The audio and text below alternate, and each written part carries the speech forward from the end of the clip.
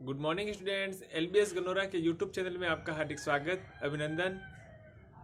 BA BEd second year, BSc BEd second year का paper action research क्रियात्मक अनुसंधान को लेकर हम आए हैं। तो आज हम बात करेंगे कि क्रियात्मक अनुसंधान की प्रक्रिया क्या है, क्रियात्मक अनुसंधान को किस तरीके से प्रक्रियाबद्ध रूप में कार्य किया जा सकता है। तो उसके लिए एक विद्वान हुआ स्टीफन केमी का, उसने क्रियात्मक अनुसंधान का एक चक्र दिया है जिसके अनुरूप हम बता सकते हैं कि कोई योजना, क्रिया चरण, अवलोकन चरण, प्रतिबिंब, कक्षा अवलोकन, प्रेक्षण सूची, प्रश्नावली, छात्र कार्य, साक्षात्कार, आचार और निष्कर्ष। तो योजना के बाद क्रिया चरण किस तरीके से प्रक्रिया के रूप में काम करता है उस पर हम आज चर्चा करते हैं। बात करते हैं स्टीफन केमी का क्रियात्मक चक्र। इसके पहले हम बात करेंगे स्टीफन केमी का एक परिचय। तो स्टीफन केमी का पूरा नाम स्टीफन डी कोमोरिस केमिस है। इनका जन्म 22 सितंबर 1946 को सिडनी, ऑस्ट्रिया में हुआ। प्रारंभिक शिक्षा से स्नातक तक की शिक्षा सिडनी से प्राप्त की। Stephen Kemmis research leader part time and adjunct professor in research institute for professional practice learning and education, Charles Sturt university वाग्गाम में हैं। वह कोलंबिया, फिनलैंड, नीदरलैंड, नॉर्वे और स्वीडन में के विश्वविद्यालयों के शोधकर्ता से जुड़े पेडागोगी, एजुकेशन एंड प्रैक्टिस के अंतर्राष्ट्रीय सहयोग के सह नेता भी हैं। स्टीफन ने सिडनी विश्वविद्यालय, इलिनॉइस विश्वविद्यालय, पूर्व एलिंग्सा विश्वविद्यालय, डिकिन विश्वविद्यालय और बेलरेट विश्वविद्यालय के शैक्षणिक पदों पर कार्य किया। उन्होंने व्यावसायिक अनुसंधान, स्वदेशी शिक्षा, क्रियात्मक अनुसंधान और शैक्षिक अनुसंधान में गुणात्मक तरीकों के बड़े पैमानों का प्रकाशन किया। यानी कि शिक्षा में किस तरह की गुणात्मक पद्धति लाई जाए और शिक्षा में किस तरह से गुणात्मक पद्धति लाने के बाद उसका जो प्रभाव है वो भावी जीवन को, भावी विद्यार्थियों को मिले। उनका सबसे प्रसिद्ध अत्यधिक प्रशंसित पुस्तक विल्फ्रेड केर के साथ महत्वपूर्ण है, शिक्षा, ज्ञान और क्रियात्मक अनुसंधान है। सन 2001 में स्टीफन को Australian association for education research का मानद आजीवन सदस्य बनाया गया। 2009 में उन्हें अंतर्राष्ट्रीय शैक्षिक अनुसंधान के क्षेत्र में सेवाओं के लिए 2 मानद डायरेक्टरेट से सम्मानित किया गया था। अब क्रियात्मक अनुसंधान की प्रक्रिया क्या है उसको आइए समझते हैं। क्रियात्मक अनुसंधान एक सामाजिक, शैक्षिक सहित स्थिति का अध्ययन है जिसमें क्रियात्मकता की गुणवत्ता को सुधारने की दृष्टि शामिल है। राइट नाउ, क्रियात्मक अनुसंधान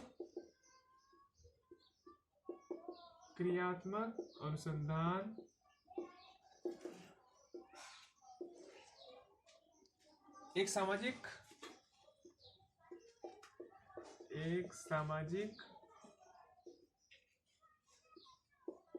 शैक्षिक स्थिति का अध्ययन है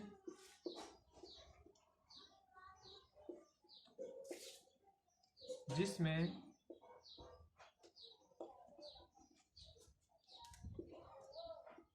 क्रियात्मकता की गुणवत्ता में सुधार करने की दृष्टि से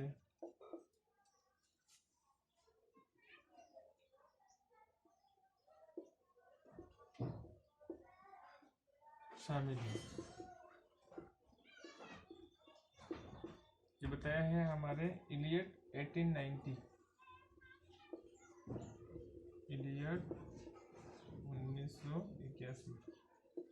तो क्रियात्मक अनुसंधान एक सामाजिक, शैक्षिक स्थिति का अध्ययन है जिसमें क्रियात्मक गुणवत्ता की सुधार लाने की दृष्टि शामिल है।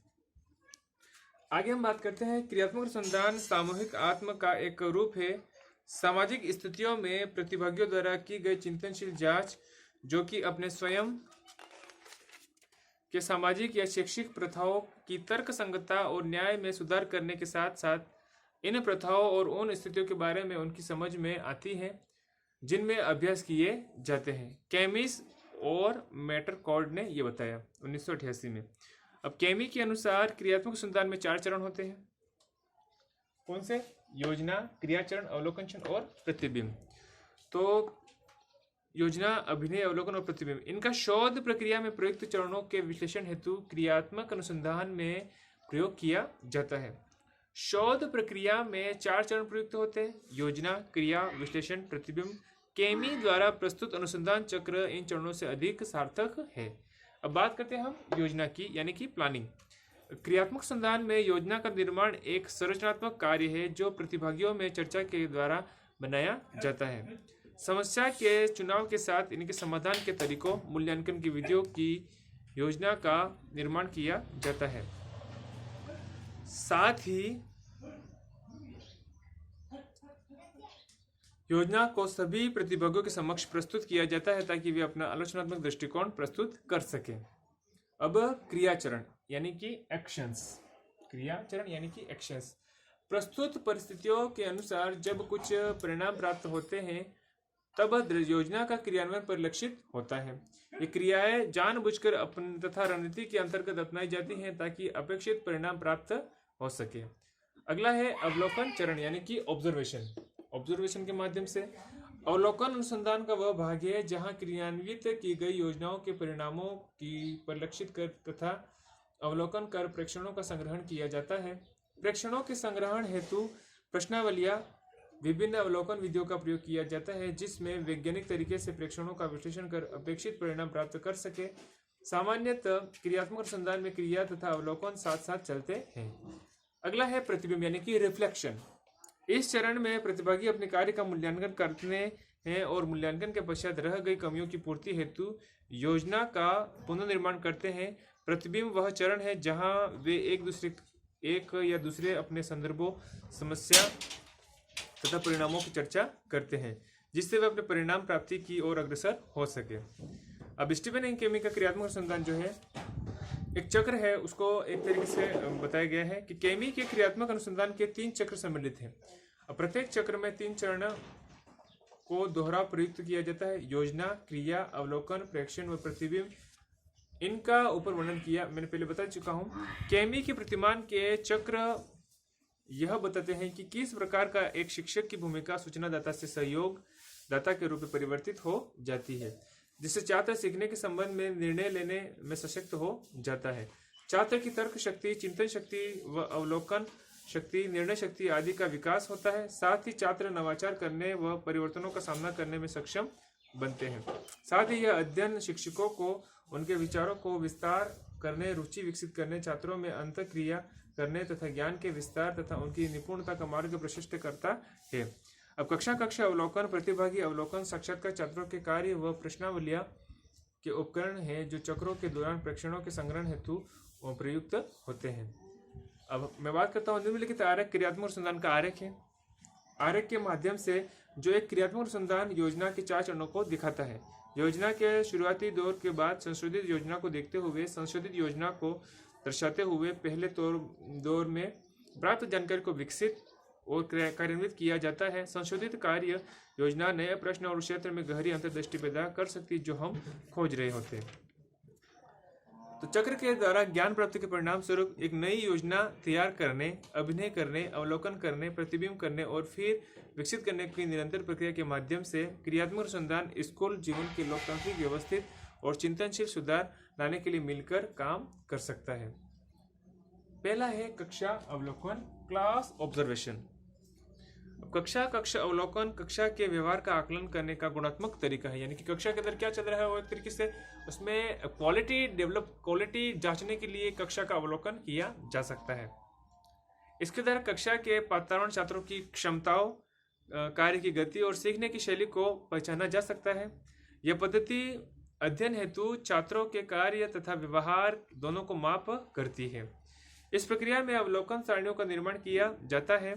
अवलोकन कई प्रकार के होते हैं किंतु उसमें प्रतिभागी अवलोकन को सम्मिलित किया गया है। जैसा कि नाम से स्पष्ट है, इस अवलोकन द्वारा छात्रों की कमजोरियों, शक्तियों का आकलन किया जा सकता है। साथ ही यह भी अवलोकित किया जाता है कि शोधकर्ता पूर्ण रूप में कार्य में संलग्न है अथवा नहीं। इसमें अवलोकनकर्ता द्वारा छात्रों के वास्तविक व्यवहार को नोट किया जाता है, जिससे जिस विषय पर शोध किया जा रहा है उन गतिविधियों पर अंतर्दृष्टि प्राप्त करने का मौका प्रदान करती है। साथ ही यह साथ ही यह कक्षा में उपयोग की जाने वाली शिक्षण रणनीतियों में सुधार के लिए विश्लेषण, व्याख्या व प्रेक्षण प्रदान करता है।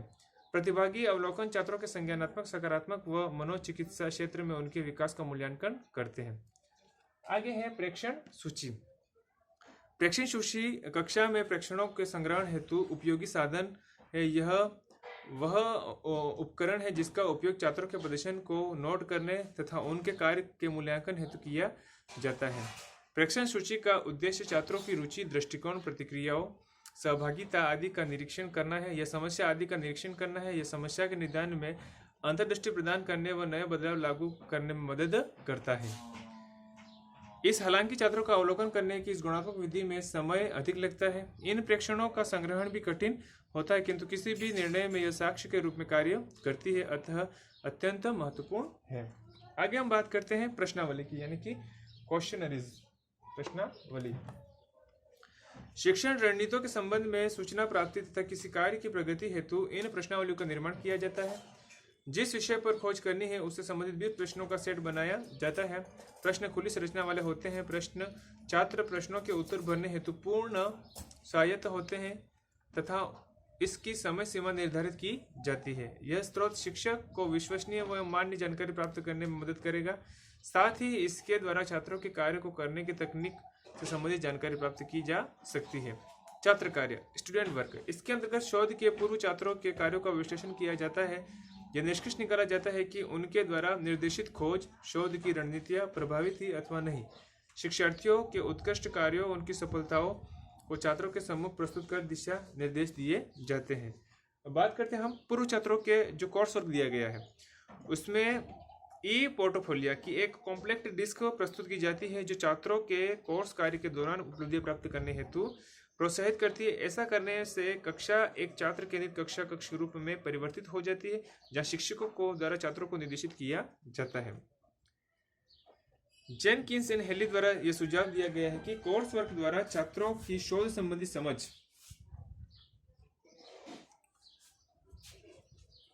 जो है वो विकसित किया जाता है।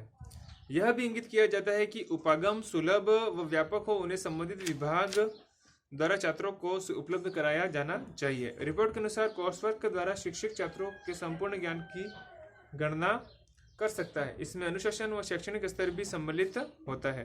कोर्स वर्क द्वारा छात्र समूह से प्राप्त ज्ञान अथवा शिक्षा से प्राप्त ज्ञान का प्रयोग कर सकता है। साथ ही इस ज्ञान का प्रयोग अन्य छात्रों की समस्या सुलझाने में भी किया जा सकता है। अब हम बात करते हैं साक्षात्कार की। तो साक्षात्कार जो है वो साक्षात्कार में यह कहा है कि साक्षात्कार उन चीजों के बारे में पता लगाने में मदद करता है जो दिखाई नहीं देती। यानी कि इंटरव्यू जब होता है इंटरव्यू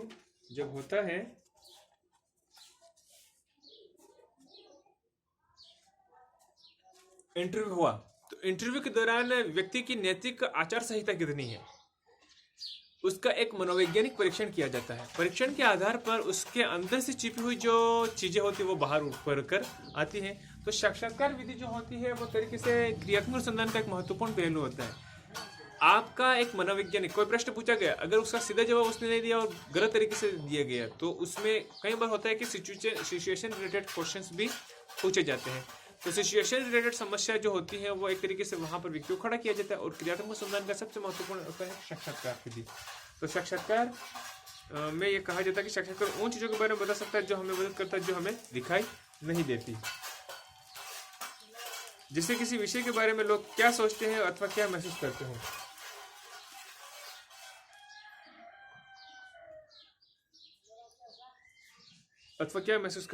साक्षात्कार द्वारा यह जाना जा सकता है किसी कार्य को करने में छात्रों को किन कठिनाइयों का सामना करना पड़ता है।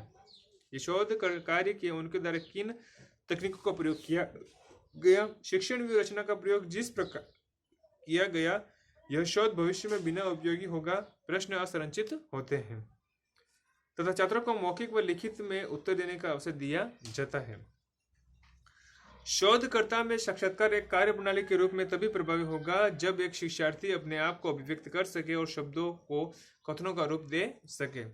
एक शोध पद्धति के रूप में साक्षात्कार का लक्ष्य किसी कार्य को करने में छात्रों द्वारा सामने की जाने वाली समस्याओं को जांच करना तथा अध्ययन के उद्देश्यों से संबंधित जानकारी प्राप्त करना है। अब साक्षात्कार के लाभ और हानियां दोनों हैं। किस तरीके से? लाभ यह है कि शोधकर्ता शिक्षार्थी से उसके प्रश्न को दोहरा सकता है, वह गलतफहमी से बचा जा सकता है। हानि यह है कि शिक्षार्थी स्वयं को व्यक्त करने में अथवा त्वरित उत्तर देने में असहज महसूस कर सकते हैं। साक्षात्कार अभिव्यक्ति की अनुमति देता है, किंतु यह कम प्रभावी, कम रचनात्मक विकसित करता है। आचार यानी कि इथिक्स। गुणात्मक अनुसंधान ने आचार संबंधी मुद्दे सर्वेक्षण या प्रयोगात्मक अनुसंधान के मुद्दों की तुलना में अधिक सूक्ष्म होते हैं। इसमें व्यक्तिगत भागीदारी, साक्षात्कार और प्रतिभागी अवलोकन सम्मिलित होते हैं। इनमें समय अधिक लगता है। अब निष्कर्ष में हम ये कह सकते हैं कि क्रियात्मक अनुसंधान से हमारे शैक्षिक अभ्यास में सुधार और समझ को एक साथ विकसित करने का प्रयास किया जाता है। क्रियात्मक अनुसंधान की एक शैक्षिक स्थिति को समझने और सुधारने का एक श्रेष्ठ तरीका है। साथ ही क्रियात्मक अनुसंधान स्कूल जीवन में लोकतांत्रिक, व्यवस्थित और चिंतनशील सुधार लाने के लिए मिलकर काम करने का एक महत्वपूर्ण कारक, एक महत्वपूर्ण आयाम है। अब इसको हम वापस से एक रिवाइजन के रूप में देखते हैं कि स्टीफन एम केमी का जो क्रियात्मक अनुसंधान है, उस क्रियात्मक अनुसंधान के माध्यम से वो बताना चाहते हैं कि इसके प्रक्रिया के उन्होंने पहले तो 4 चरण बताए हैं: योजना, क्रियाचरण, अवलोकन और प्रतिबिंब। योजना के द्वारा किसी भी प्लेटफॉर्म को हम एक प्लानिंग में लेते हैं। प्लानिंग के जैसे हम प्लानिंग लेते हैं, उस प्लानिंग के अकॉर्डिंग उसका एक तरीके से खाका तैयार करते हैं। खाके के अनुरूप ही उस अनुसंधान का एक रिसर्च जो होता है वो बढ़ता है। उसके बाद आता है क्रियाचरण। तो क्रियाचरण में होता है एक्शन स्टेप्स, यानी कि एक्शन के माध्यम से मैंने बताया था कि योजना जैसी बनती है, एक तरीके से आप मानसिक मानचित्र के माध्यम से जो क्रिया बनाते हैं, तो वो ही आपका एक क्रियाचरण के रूप में काम होता है। वो ही एक मैप तैयार हो जाता है, उसी अनुरूप वो कार्य होता है। अवलोकन चरण में हम बात करते हैं कि जो हमने प्लानिंग की, जो क्रियान्वयन किया हमने उस प्लानिंग का, उसका अवलोकन, ऑब्जर्वेशन किया जाता है। तो ऑब्जर्वेशन के माध्यम से हम उस चीज़ का पता कर पाते हैं कि हमने जो कार्य किया है, जो हमने अनुसंधान किया है, जो क्रियाकलाप हमारे सामने जुड़े हैं, उसका सही क्या है और गलत क्या है। एक ऑब्जर्वेशन जो होती है, जैसे कि किसी क्लास में हम चलेंगे तो क्लास में विद्यार्थियों की गुणात्मकता को बढ़ाने के लिए अवलोकन होना बहुत ज़रूरी है। यानी कि जैसे कि मैं छोटा सा बात करूं, अगर आप चावल पकने के लिए रखते हैं, चावल में चावल देखते नहीं देखते पके कि नहीं पके, तो ये होता है जांच, निरीक्षण। अवलोकन चरण जो होता है वो सबसे महत्वपूर्ण चीज़ होती है किसी भी चीज़ को इम्प्लीमेशन के लिए, कि अवलोकन करने के माध्यम से पता चल सकता है कि हम कितने अभी तक पकने की आवश्यकता है और कितना अभी तक उसमें अनुसंधान होने की आवश्यकता है। तो वो प्रतिबिंब जो होता है वो हमें दिखाई देने लगता है। उसके बाद स्टीफन एम केमी ने कुछ स्टेप्स है, उस स्टेप्स के माध्यम से अपना अनुसंधान प्रक्रिया जो है वो बताने का प्रयास किया था कि कौन कौन से स्टेप्स हैं। स्टेप्स के माध्यम से हम जैसे इस कक्षा का अवलोकन है, प्रेक्षण सूची है, प्रश्नावली है, छात्र कार्य है, साक्षात्कार, आचार और निष्कर्ष के माध्यम से हमको बताने का प्रयास किया है। तो कक्षा अवलोकन मैंने बताया था कि कक्षा अवलोकन जो होता है वो बच्चे बातचीत कर रहे हैं तो उनको टॉक कर, उनको कहो पढ़ना चाहिए, तुम्हें बच्चों पढ़ने के लिए प्रेरित करें, उनको मोटिवेशन करें। बच्चे अगर रुचि नहीं ले रहे, रोचकता पैदा करने के लिए कई बार अध्यापक को ये चाहिए कि अध्यापक जो होता है वो एक आइडियल के रूप में बने। तो अध्यापक को ऐसी क्रिया करनी चाहिए जिसमें बच्चों की जो रोचकता है, सजीवता, एक तरीके से कह सकते हैं सजीवता और नवाचार विधियों का प्रयोग करना चाहिए कक्षा में जाने के बाद। तो कक्षा में जाने के बाद उसको अगर नवाचार, इनोवेटिव आइडियाज लाता है, बच्चों को हंसाने का प्रयास करता है, उसको इसमें अनुशासन भी बना रहता है, तो वो कक्षा का अवलोकन उसमें बहुत बेहतर होता है। प्रेक्षण सूची की बात करें तो प्रेक्षण सूची के अंतर्गत हम कह सकते हैं कि उदाहरण के माध्यम से विभिन्न कार्यकलाप जो होते हैं वो उदाहरण के माध्यम से उसको समझाने का प्रयास किया जाता है। प्रश्नावली है, प्रश्नों का जो एक निरूपण होता है, प्रश्नों का एक फॉर्मेटिंग होती है, वो प्रश्नों के निरूपण की प्रश्नावली विधि के द्वारा ऐसे सरल प्रश्नों को बोधगम्य जो हो, बोधगम्य हो, यानी कि सरल प्रश्नों को पूछकर हम जो आउटपुट लेना चाहते हैं वो आसानी से ले सकते हैं। इसके बाद हम बात करते हैं छात्र कार्य, यानी कि छात्र हमारे क्लास में या हमारे द्वारा पूछे गए जो प्रश्नावली है, उस प्रश्नों में कितना सही और कितना विश्लेषणात्मक अध्ययन करने के बाद उसका जवाब दे पाते हैं, वो एक तरीके से क्रियात्मक संदर्भ का महत्वपूर्ण पहलू है। छात्र कार्य का हो गया। उसके बाद आता है साक्षात्कार। साक्षात्कार को मैंने बताया दिया है कि साक्षात्कार में व्यक्ति की अंतर्निहित जो शक्तियां हैं, अंतर्निहित जो प्रक्रिया, अंतर्निहित जो क्षमताएं हैं, अंतर्निहित जो प्रतिभाएं हैं, वो उजागर करना ही साक्षात्कार का मुख्य उद्देश्य होता है। साक्षात्कार का जो बेस होता है, वो बेस जो होता है वो हमें पता होना चाहिए कि उसका आधारभूत संरचना है, किस तरीके से उसको डेवलप किया जा सकता है। लास्ट है आचार। तो आचार के माध्यम से उसकी नैतिकता, उसके कार्य करने की प्रति क्षमता, उसका एक अनुशासन, डिसिप्लिन कितना है, वो हमें देखा जाए तो निष्कर्ष रूप में हम कह सकते हैं कि ये जो है वो शिक्षा में गुणात्मकता लाने के लिए, गुणवत्ता और गुणात्मकता लाने के लिए ये चीज़ें की जाती हैं। तो ये स्टीफन केमी का यहाँ पर जो क्रिया अनुसंधान प्रक्रिया है वो यहाँ पर कंप्लीट होता है। विद्यार्थियों, आपने एलबीएस गंधौरा का यूट्यूब चैनल देखा, लाइक किया, सब्सक्राइब किया, इसके लिए बहुत बहुत धन्यवाद। आगे हम अगली क्लास में और बात करेंगे। तब तक के लिए बहुत बहुत धन्यवाद। आपका दिन शुभ रहे।